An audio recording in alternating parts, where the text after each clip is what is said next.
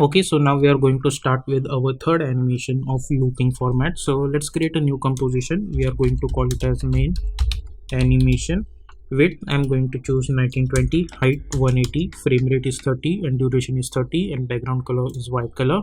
Then press Ctrl N to create another composition, and this time width I'm going to choose, let's say somewhere around, sorry, 800, and height I'm going to choose 100. So we'll get this kind of composition. Or let's press Ctrl key and let's increase the height up to 150. I think this looks good. And now I'm going to select my rectangle or rounded rectangle, and let's delete this stroke. We don't need any stroke.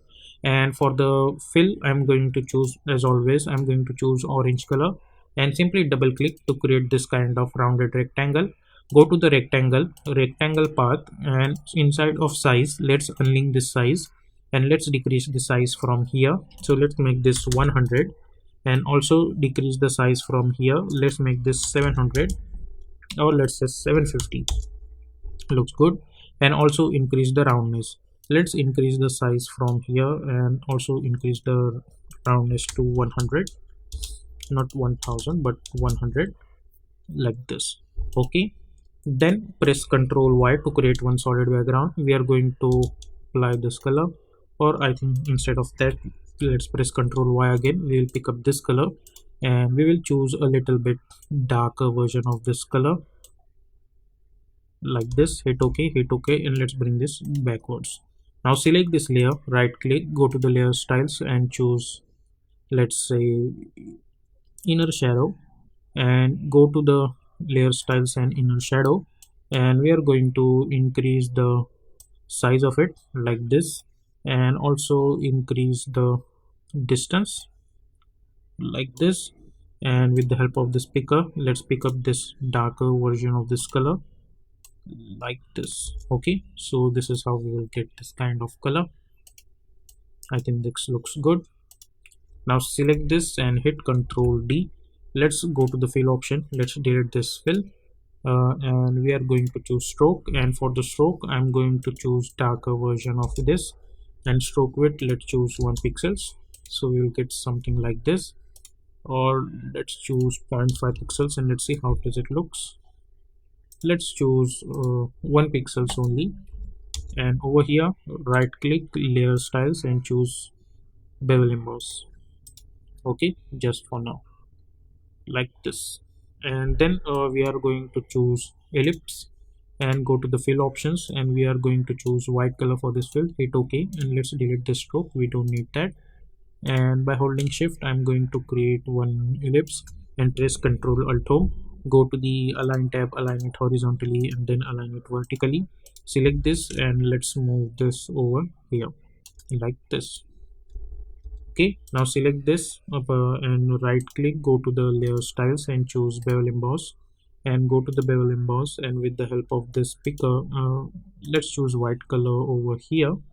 And instead of this highlight color, for this shadow color I'm going to pick up this color, and let's increase the softness somewhere around like this, and also increase the size a little bit. I think this much looks good. Okay, now select this, go to the effect and presets panel and search for drop shadow effect to apply, and double click to apply, and increase the softness to 200 like this, or let's say 100. And with the help of this picker, we are going to pick up this color, or you can choose white color also, so you will get this kind of stuff. Let's increase the opacity a little bit to 100, and let's the distance to 20, or let's say 10. I think 10 looks good. Now select this and press P for position, create one keyframe, zoom in a little bit, go to around 1 second, and from here to here I'm going to move it like this.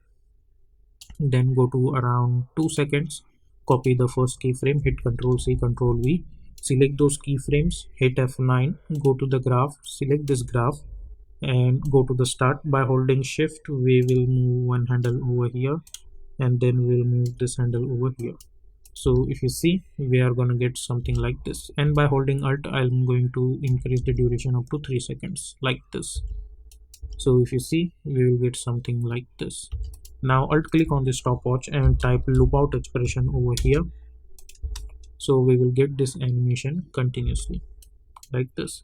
Similarly, I'm going to select this layer, go to the add menu, and we are going to choose trim path. Go to the trim path and let's make this 80. So we'll get something like this. Also go to the rectangle stroke and butt cap, we'll choose round cap like this. And in trim path over here offset, we will create one keyframe and then hit U, and we will go to around 1 second and we will make this offset 1. So if you see, we will get this kind of animation. And alt click on the stopwatch over here and type loop out expression on it.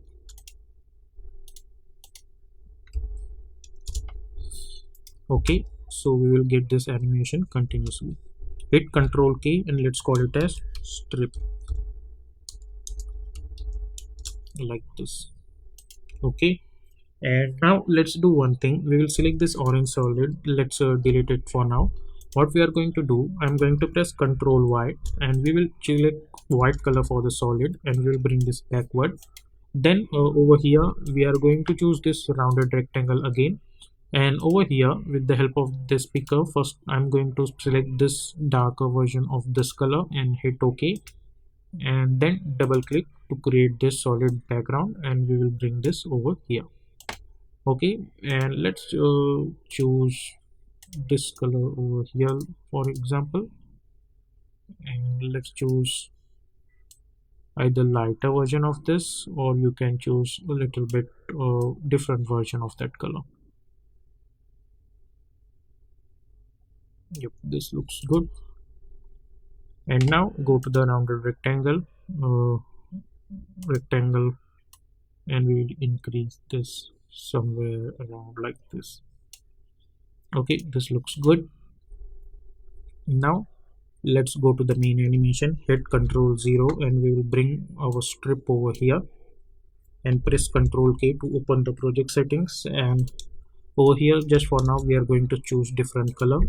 Now let's go inside this, let's select this, increase the roundness so we can